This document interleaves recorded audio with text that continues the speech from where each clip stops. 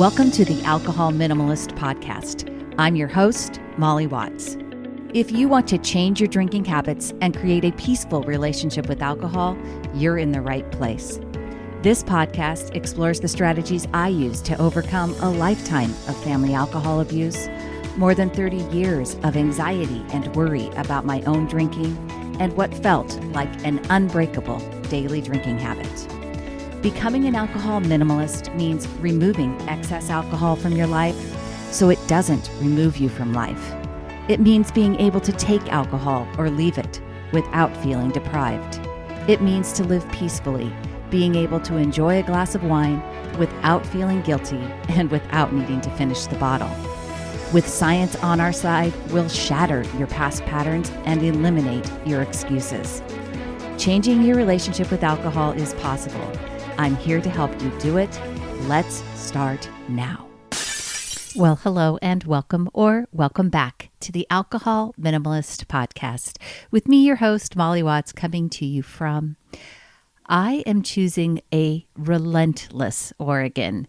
I asked you all to start sending me in good adjectives to use, and this one came in first, actually, and it was relentless. Now, this person was actually saying this was from Minnesota, and the snow in the winter is relentless, but I gotta tell you, it certainly applies to the rain, and especially the rain this week in Oregon.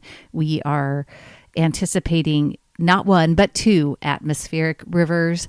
And between like today and the end of the week, we're expecting 6-7 inches of rain here locally. That's a lot of rain. There are flood watches in effect. So the rain is definitely relentless in Oregon this week. If you have a suggestion for me, go ahead, email me, molly@mollywatts.com, for a great adjective for the weather, either in your area or something you think I might use for Oregon. Today on the podcast, we are revisiting one of the very earliest episodes that I actually did back when the show was still called Breaking the Bottle Legacy, and it was an interview with Dr. David Nutt. And I wanted to reshare this because the book that he wrote, Drink, The New Science of Alcohol and Your Health, is one that I revisit often. And it is one that I believe really aligns with everything that I talk about in terms of how, if you're going to include alcohol in your life, how you want to do it. And so it uses a lot of science. It uses a lot of logical behavior change things. And I just so enjoyed my conversation, and it was so exciting at the time. I remember it, that the fact that he said yes, and I was very, very excited about our conversation. And I think you'll hear that too. I thought it was a great one to share this week. I'm actually have been traveling this week, and so it is a great reminder for the holidays and how to include things. And he really emphasizes the things that I talk about, making plans ahead of time, not drinking alone, but choosing to drink when you're in a social event like a holiday party, but having a plan and making sure that that plan aligns with your long-term goals. Here is my conversation with Dr. David Nutt, and I will see you on Thursday.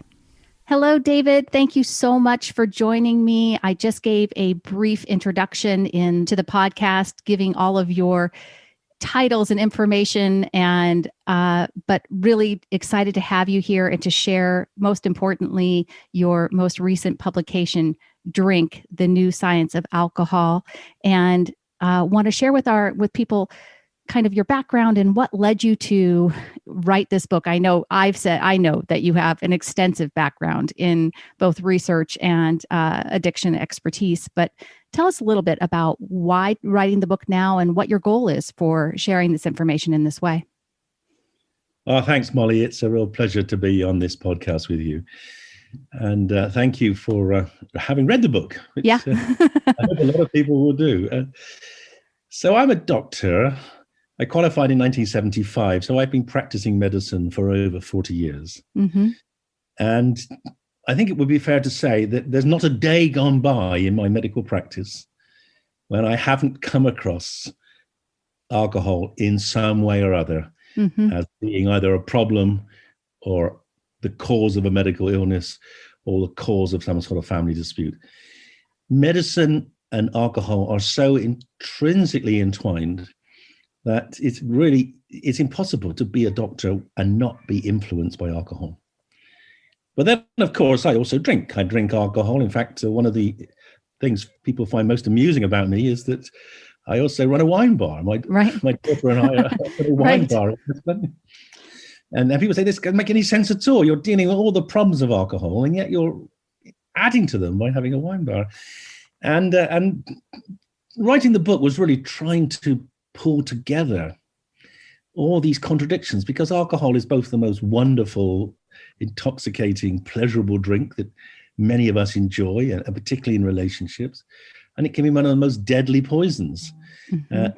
But it can be both. And to understand alcohol, and particularly to understand your own relation to it, you have to think quite carefully about what you're doing, what you're getting from it, how it's affecting you, how it's affecting your family.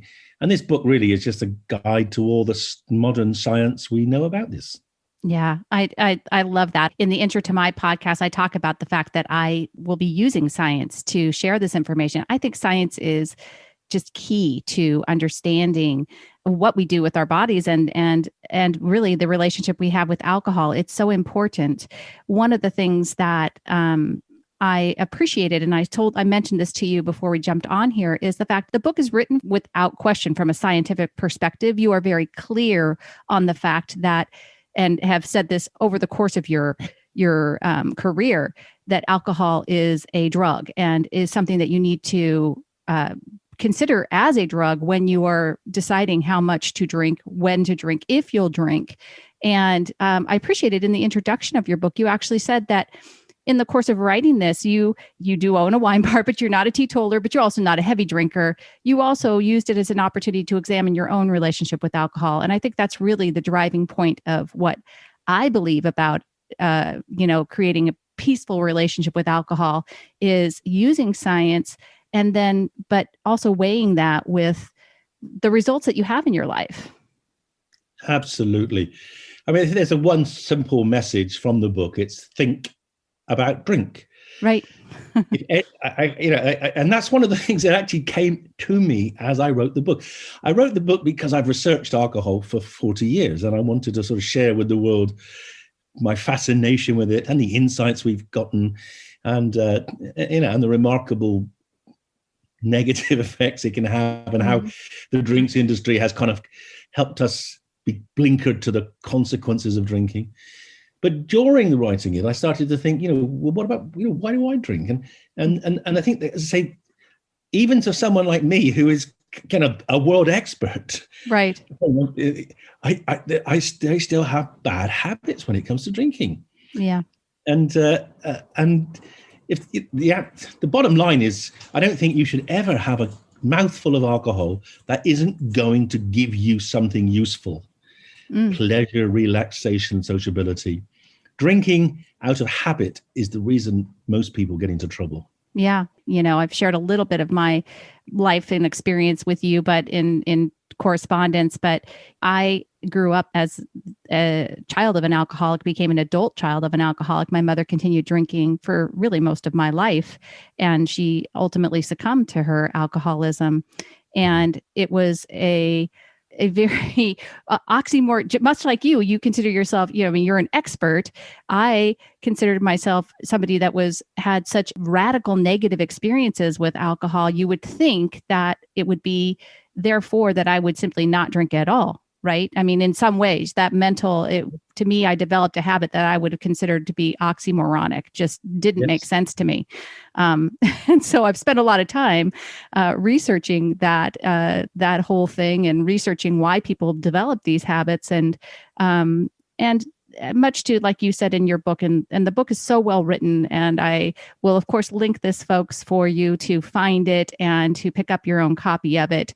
I told David that I enjoyed the audio version just as much. It's the reason that I felt comfortable connecting with him in the first place. So if you want to hear his brilliant British accent, you can listen to the book as well. But what I loved about it is it it does come from a scientific background, and there's clearly your expertise and all of the information that's available. You share that, but you also don't hit us over the head with it, don't shame people with it, and you really try to make it common sense for people and sensible when they're reviewing everything that, goes into the decision to drink or not drink.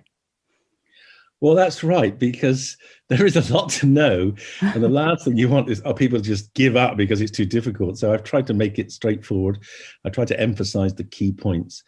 And in essence, what you need to do, the first thing you need to know is work out how much you're drinking. And the second is why each drink is drunk. Mm-hmm. And as I say, if you get rid of all the drinks that don't actually serve the purpose for which they're being drunk, you're actually going to make some significant impact on your life. Because one of the most remarkable and one of the reasons alcohol is so destructive is that the relationship between consumption and harm is not linear. Yeah. It goes up as a curve. Yep. And so doubling consumption generally quadruples, 4 times more harm. Mm-hmm. And so you can rapidly, if you drink, say, over more than, say, a bottle of wine or half a bottle of spirits a day, you're getting into levels of harm which are taking decades off your life. Mm-hmm. And I think at the very least people should know that, because a lot of people don't. No, and it's it's very, you say this in the book as well. I mean, most of the time there's a lot of science and a lot of research behind the harmful side effects of alcohol.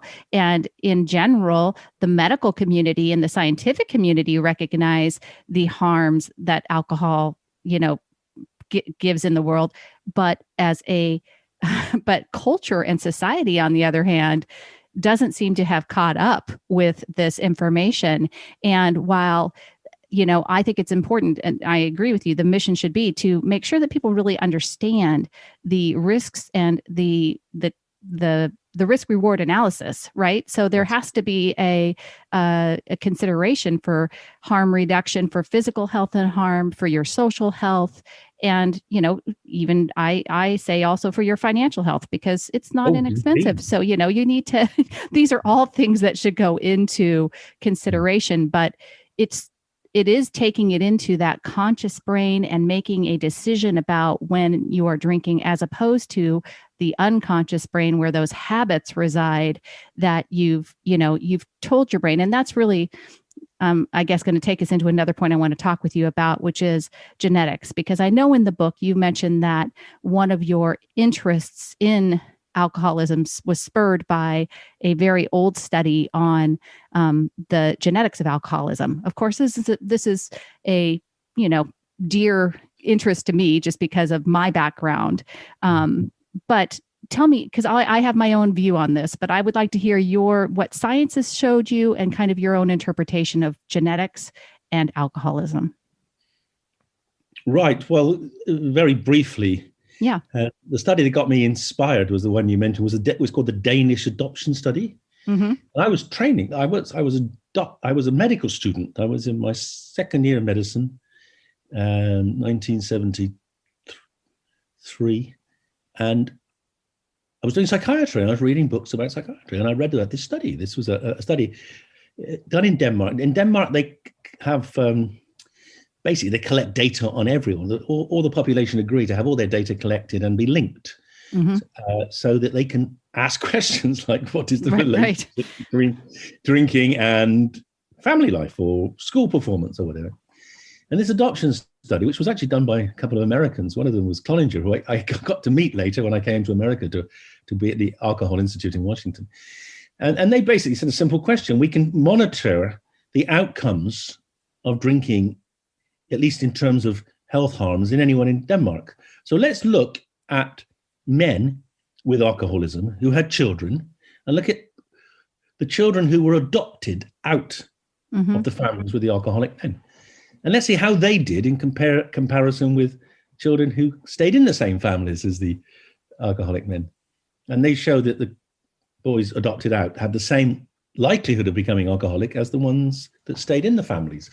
And that was strong evidence that there was some inherited predisposition mm-hmm. to alcohol. Because even if you're in a teetotal family, you still had the same risk of being an alcoholic when you grew up. And that's a powerful proof, really, that there is a genetic risk of alcoholism. Right. Hey, it's Molly, here to talk to you about Sunnyside. If you've listened to this show for any length of time, you know that Sunnyside is my number one recommendation for drinking apps that help you change your relationship with alcohol. I've been a Sunnyside partner for more than 3 years now, and one of the key reasons that I chose Sunnyside to be my app of choice is that they are really focused on continuous improvement, just like me. And for you, it is continuous improvement of the app in terms of how the customer is experiencing it. They've completely redesigned the progress tab from the ground up, which makes it easier for you to see your progress over time. They've introduced mini infographics to help you better see the big picture of drinks reduced and how dry days have added up since you joined Sunnyside. They have a dry day streak tracker now for those of you that are focused on taking a real extended break from drinking. And they intelligently surface trends in your data to highlight any positive things for you, and like a steady decrease in overall drinks over the course of time. These changes and these improvements are something that Sunnyside has continued to do ever since I started working with them. You can check it out over at sunnyside.co/Molly and get started on a 15-day free trial today. The thing with genetic risk is that if that person never drank alcohol, right, they're predisposed, but if they never drank alcohol, they'd never become an alcoholic. It's not the same as something that physically manifests itself. Absolutely right. That's right. And in fact, that's interesting. See, what's interesting about your story, which I only just heard, but also it reflects very powerfully. So I had one of my best ever PhD students was from Northern Ireland. And he'd work with us for about 3 months. It was Christmas party. I offered him a drink and he said, I don't drink. I said, oh, you don't drink? You're from Ireland. And he said, I took the pledge. I said, what's the pledge? He said, when I was 12, I took the pledge. I would never drink. And I haven't drunk. And then I researched that, and it was clear that there was such a high prevalence of alcoholism in Northern Ireland that 12-year-olds were given a choice to basically say they would never drink in order to protect them. Because and that avoiding, in an almost religious way, avoiding alcohol worked brilliantly for him. Mm-hmm. But of course, not everyone did take the pledge. Sure. And some people who took the pledge still gave it up. Yeah. Well, it's then interesting to me because I, watched, as I said, I watched my mother, and she went through 3 different rehabs. She was in a 9-month rehabilitation program when she was 77 years old for the reluctant to recover. So, pretty strong-willed alcoholic. Physically dependent, but what's interesting, and I know you talk about this in the book as well, the difference between psychological addiction versus physiological dependence. Obviously, in a 9-month rehab program, my mom came out and she was no longer physically dependent on alcohol. She drank 3 weeks later. So there's a psychological part there that she could never overcome. And that's that psychological part that really drives me towards helping people and talking to people, because I really truly believe that for many people, and for many people who are perhaps drinking more than they should, or is healthy for them, given guidelines like the CDC or the UK's, drink recommendations, people that are using more alcohol than what would be considered moderate, et cetera, a lot of them are doing so out of habit and are not necessarily physically dependent. And really, it's just a mind, it's changing your mindset. Much like you said, taking a pledge is just another form of creating a different mindset around alcohol. And for me, I developed a 30-year pretty consistent daily drinking habit. And just like you said, it was not mindful at all. It was what I did. And I trained my own brain to believe that alcohol was the answer to daily stress or whatever. And I no longer, there was no cognition about it. But at the same time, I had all this anxiety about it. So it was very interesting because I grew up in an alcoholic home. So I worried about it all the time, but I felt completely unable to break the habit, until I got brought up and really got well trained in terms of my own using the prefrontal cortex and really training myself in a different way to see alcohol in a different way. So it's interesting. I think, but that's kind of where I land on it. Is genetics may be there, but I think ultimately we have the power to control. Most of us have the power to control our ability, our relationship with alcohol. Obviously, people that are physically dependent, and I know you mentioned this in your book, you can't, if you have developed a physical dependence on it, you're going to need to do that work first. Now, you're absolutely right. We all have that power. Some of us have less power than others. And of course, the problem with alcohol is that the more you drink, the more it the less power you have. That's why it's such an easy drug to get addicted to, because it not only increases habits, but it does remove that self-awareness and also that self-control. Yeah. Do you agree with the sentiment that some of the people that, are really moving towards drinking no alcohol at all are really looking at alcohol and very much saying that they want to bring the thinking to their conscious thoughts, as opposed to all the subconscious that runs in the background, fueled by society, fueled by the drug itself, but bringing it into your conscious awareness kind of gives you a power over that, being able to see it for what it is. And I think that, part of your book I really enjoyed is you do not say, you can never drink again. And I think that for some people that are trying to work on this relationship, but are really thinking, I don't want to be completely never, ever be able to drink again. Some of the programs that focus totally on sobriety and abstinence scare them so much that they don't want to make a change at all. Well, precisely. If you can't be perfect, then you let's just go to hell with drinking. Right. Yeah, exactly. So that's absolutely one problem with that kind of approach. But the other is just a lot of people, I think probably you're an example. A lot of it is very, very subconscious and habitual at a subconscious level. And until you've thought about why you're drinking, there is no obvious reason to change. And that I think is the key thing. One of the messages in the book is, I think there are some key numbers that everyone needs to have in their life. You need to know your weight and what you'd like it to be. You need to know your waist size, which you do, and what you'd like that to be, and your blood pressure and your cholesterol. And I think how much you drink should be one of those numbers that is central to you. And just as with blood pressure and cholesterol and weight, you should generally always be trying to reduce it. And even reducing it a little will have a very significant effect, not just on your physical health, but on your mental health. Absolutely. Yeah, I agree with that 100%. And like I said, one of the reasons that I really loved this book and one of the reasons I really wanted to speak with you is because there are people that tell us that, moderation isn't possible, that it's not, that it's either abstinence or you're out of luck.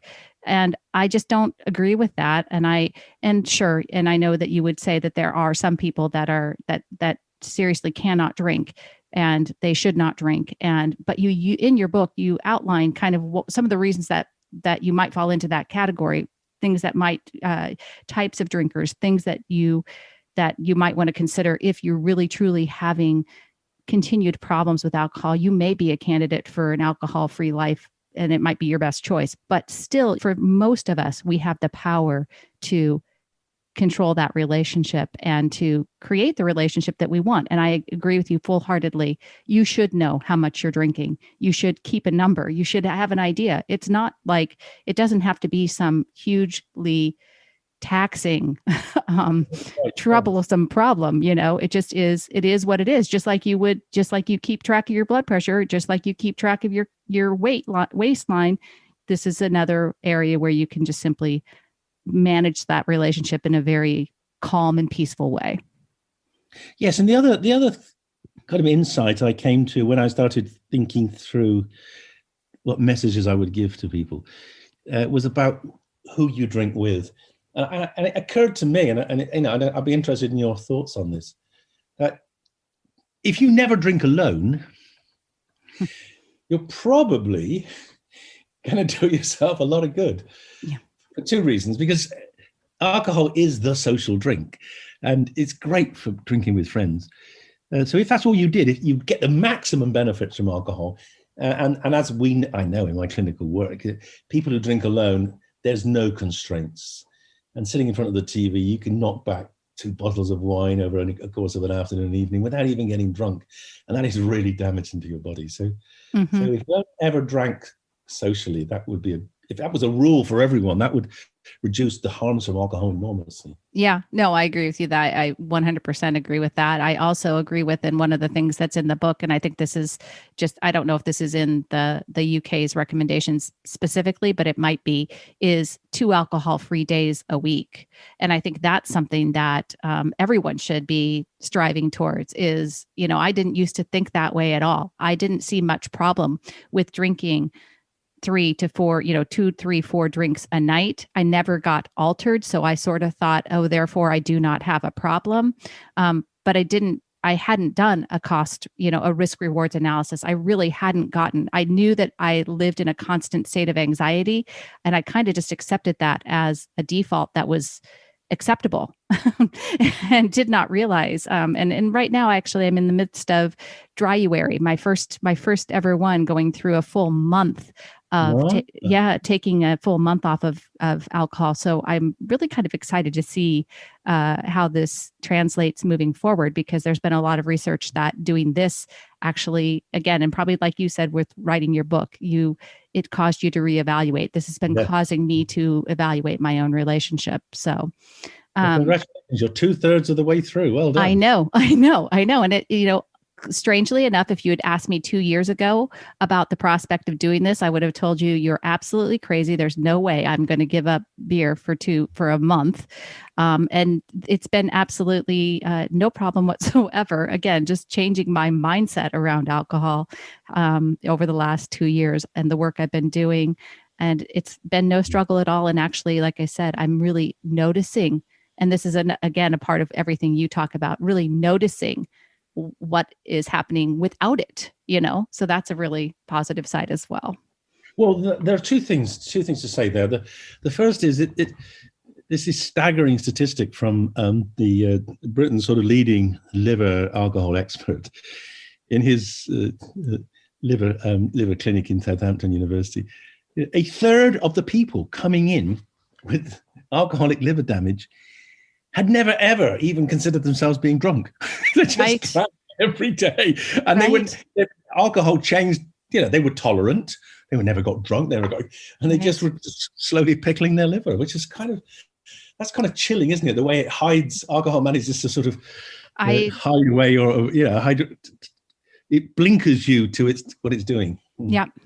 No, I actually I understand that completely, because I had a gallstone, had to have a scan. And I remember the scan showing that I had, I don't know if it was mild or moderate, one of the two words, fatty liver. And I was like, what? Like, I was literally shocked, even though, and that was a couple of years ago now. But really good news on that, folks, is that if you are participating in dryuary or doing anything like this, even those, just like I mentioned, taking 2 days off a week, anything where, and just like David has said too, anytime where you are reducing, you're actually giving your liver a break, taking time off, and it helps your liver. Your liver is a great, very restorative organ. So you can really improve your liver health just by, making these even small changes. Exactly. Well, David, I know I could talk to you for hours, I'm sure, about all of this. I don't know that you'd enjoy that, but I would love it. But I won't keep you, because I know that your time is precious. And I really do appreciate you taking the time to discuss this with me. I cannot wait to have people find more copies of Drink: The New Science of Alcohol. It's drink ? Really is right. Exactly. So, and I just appreciate you taking the time. Molly, it's been a pleasure, and do keep up your good work yourself. All right. I will. Thank you so much. Thank you. Thanks for listening to the Alcohol Minimalist Podcast. Take something you learned from this week's episode and put it into action. Changing your drinking habits and creating a peaceful relationship with alcohol is 100% possible. You can stop worrying, stop feeling guilty about overdrinking, and become someone who desires alcohol less. I work with people in 2 different ways, and you can learn about them over at my website.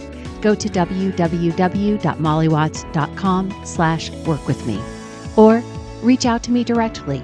Shoot me an email, molly@mollywatts.com. We'll jump on a call and decide what might work best for you. This podcast is really just the beginning of our conversation. Let's keep it going. If there's one thing I know, it's that change is way easier when you stop trying to do it alone.